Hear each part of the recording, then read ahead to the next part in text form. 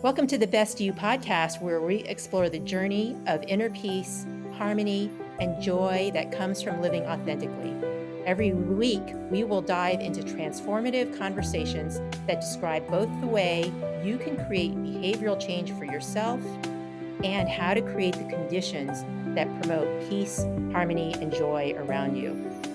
Whether you're seeking balance, deeper relationships, or a spark of inspiration, you're in the right place. In today's episode, we're going to discuss the basic tools for achieving this in our life, and so that you can have the insights and practices that will help bring more harmony and joy into your world. So let's get started. Hello, everybody. Welcome to our latest edition of Your Best You. Excited today to talk about a topic that's near and dear to Sanna and I's heart, which is really running organizations and in particular nonprofits.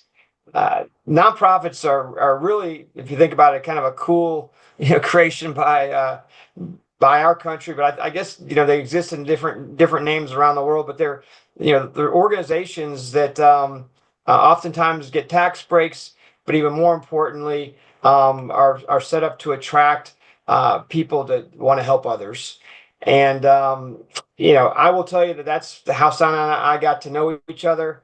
My nonprofit, and I've got several of them, but the one that we met on is called the Peace, Harmony, and Joy Alliance. And that was my nonprofit. And then Sanna's is the Foundation for Family and Community Healing. And, we both have this mission to help people in these challenging times live better lives themselves and their families. And at the same time, we can't do it by ourselves. We need help. And so, our organizations have a lot in common. However, what's happened here is we've got to know each other is that, as we get help, it's not just that you put a help wanted sign out and everybody joins up.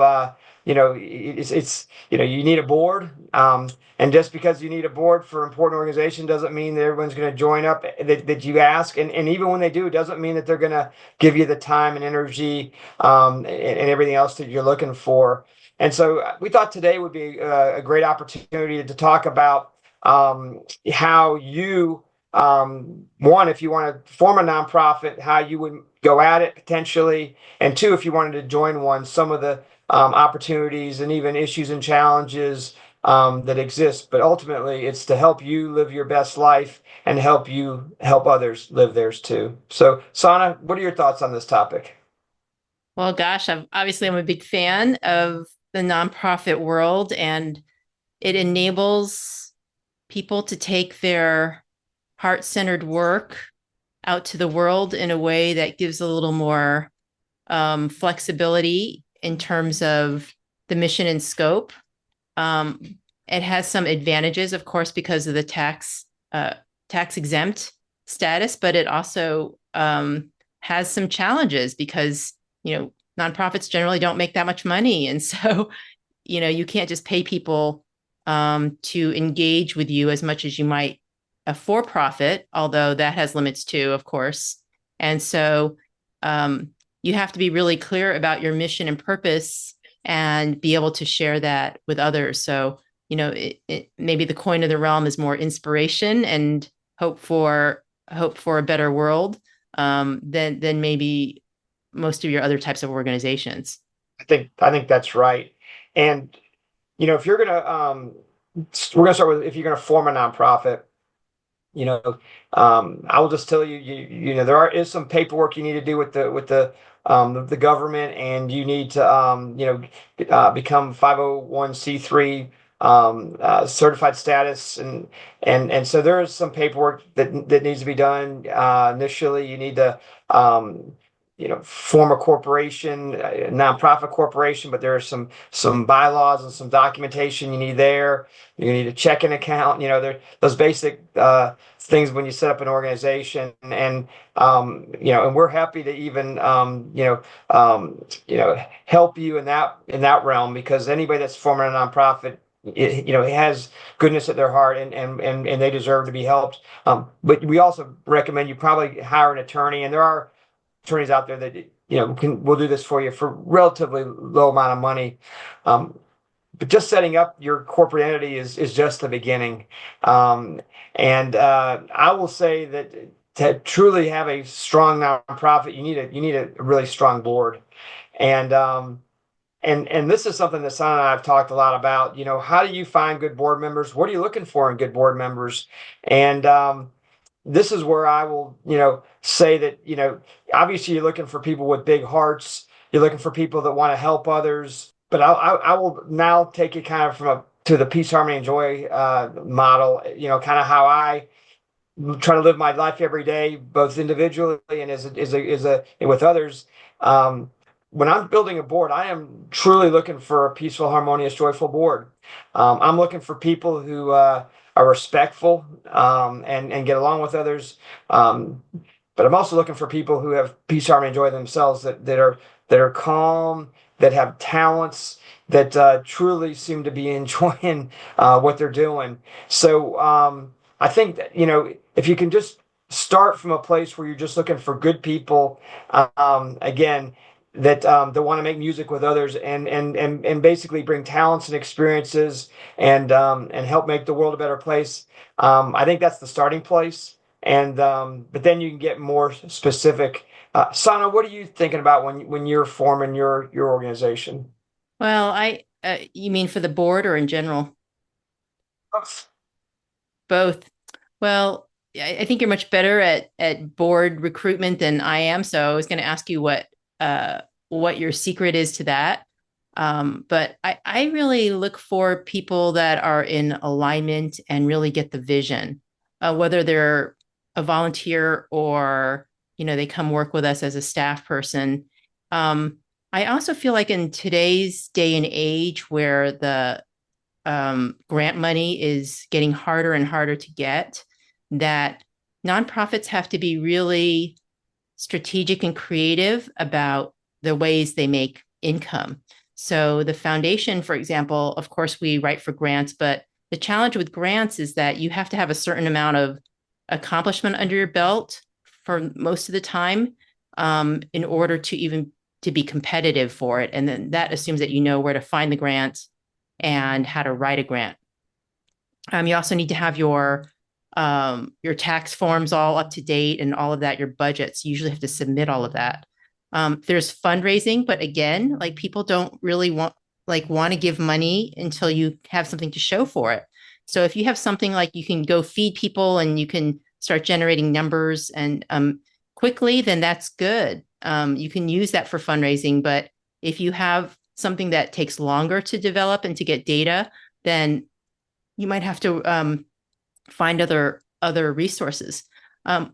We like to be creative and innovative, so we actually have a dual income strategy. So part of our organization markets to the for-profit community is sort of like a consulting firm would with products and services, and the income we use for that is then applied to our nonprofit side where we focus on access for under-resourced communities.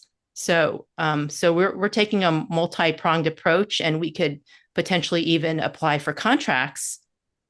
The problem with contracts is, as a nonprofit, you go into the pool just like everyone else. You get absolutely no preferential treatment for a contract. So the way around that potentially is to work with a for-profit company, especially one that might be small, female-owned or minority business, and that can then subcontract the bid, if received, to your organization. So the other thing to remember is that nonprofits can get a Google ad grant of up to $10,000 per month. So that's a lot. They make you work for it, though, because you have to have your website up to a certain speed and capacity and all of that. And then you can't sell anything with those grants. You can just bring people to your website and give them free things, provide information, that kind of stuff. So there's a lot of options for nonprofits in terms of raising money, and it's hard work. But if you want to make your dreams come true, then And if you have the passion for it, then you'll have the energy for it. So it's important to just keep it up and take care of yourself in the process. Yeah, that's great. And lots of great tips there, Sana. You know, I think Sana has really, hit on an important topic with nonprofits. You can have a great idea, how to help people in need, but it's going to take resources. And Sana just touched on a number of ways, to raise money and to how to deal with the financial challenges. I'll tell you there's some other ways to deal with resources. And Sana knows I actually have founded and chair a number of nonprofits, and some of them have actually raised a lot of money. But I will tell you that if you're thinking about creating a nonprofit, I encourage you to not let money be the hang up. I think Sana just told you, if you're going for a grant, oftentimes they're going to want you to have a track record. So which comes first, the chicken or the egg, the money or the track record? So that's a real issue. You'll see some real successful nonprofits have, some really good employees, but that takes money to have employees. So, which comes first, the employee or the nonprofit? It's or the fundraising. It's a real challenge to a lot of people. The thing I would put out there for you is this: resources can also come to you in the form of just very talented people. And if you went to the websites of my nonprofits, they might surprise you, because I think most boards of most nonprofits and even for profits, have boards of the size of 10, 15, maybe 20 people, and 20 probably being on the real high side. But I was on a board, and I'm still on that board. I've been on that board for almost 30 years. And I've seen the board size grow significantly. I noticed it a number of years ago that they had, I think, close to 100 board members. And I was like shocked when they put this idea out there, and then I saw them do it. And I learned that insurance companies will insure boards of that size, all the board members. And I figured out as I watched them that they were getting these amazingly talented people with great experience and great skills to do just amazing work that a great employee would do, maybe better than a great employee would do. So if you went to the websites of my boards for my nonprofits, you would see that they all have at least 50 board members, and some of them have 100 plus. And so I would just put out there that whether you have a big board or a small board, your board members initially are going to need to be people who do work. And and just know that if you need volunteers, volunteers are probably going to do oftentimes a different level of work than a board member who feels more committed. And the interesting thing is, a board member, oftentimes, if they're committed or feel committed as a board member, might do better work than a true employee. But just that title of board member can really be significant. The other thing is, I have big boards, not only because I have a lot of work that I want to get done, but not everybody on the board is going to do everything that I need. I mean, some people have good intentions and they get busy. Some have different talents and experiences. And and I will tell you, many people don't like to fundraise, which is a we just talked about raising money is an important thing, but you'll be amazed. The more people you have, the more diversified you are, the more luck you will have created for yourself, that you'll have people who will do different things that come up. Some might want to help you with the accounting, and some might want to help you with running programs and creating things. I mean, you just never know. But I think the point is, set up a board for that wants to help your cause, that believes in your cause, and try to give them things to do that are interesting to them. And if you, as opposed to trying to get great people on your board and just tell them this is what I need and hoping and praying that they will do it. So the point is, you can get things done, you can develop the resources, and it doesn't have to be all about money. Mm. Well, so thank you for explaining your genius, Scott, because you really have been a genius at creating successful nonprofits, and such a role model and inspiration for me, and such a help. Happy to help. And again, I think Son and I are both big believers in helping others, and nonprofits are a great vehicle for that. And I think this is one of the things that we'll just put out there. If you've got questions or comments, if you've got things we can do to help you, I mean, we're on this journey together. We both want to make this world a better place. We believe you're listening because not only do you want to have your best you, but I think you want to help make this world a better place too. And if we can help, please let us know. Yeah, if you want to come volunteer with us, let us know that too. Exactly. Always looking for good people to help our team. And again, I would just like to wrap this by saying, I encourage you to keep peace, harmony, and joy in your mind as you build your nonprofit. It's so important to have calm, respectful people who are calm and feel peace within themselves, but are also calm and respectful with your colleagues. If you have that foundation, it's amazing how you have something to really strong to build on. The harmony, again, people individually feeling like their talents are being used, but just as importantly, in your organization, that you've got people who are all playing different instruments, playing different roles, and making magic together. And then to have the joy, it's like just being in the moment with each other, just really, truly, passionately, like just loving what they're doing. When you do that, you'll be amazed with the magic you can create and the people you can truly help on this planet. Yeah, and come check out our collaboration, which will be coming soon on the platform. Healingedu.org is the Peace, Harmony, Joy course that Foundation created with the Peace, Harmony, Joy Alliance. And check out the other courses while you're at it. So thanks for leading this conversation, Scott. I learned a lot. Happy to do it. Again, we're here to help, and we're all on this joyful journey together. And we look forward to making great things happen. There's so much we can do to make the world a better place. Thanks for Thank listening. you, everybody. Yeah, bye-bye. Thank you for tuning in to the Best You podcast. We hope today's conversation sparked some new ways for you to cultivate your inner peace, connect meaningfully with others, and embrace the joy of living in harmony.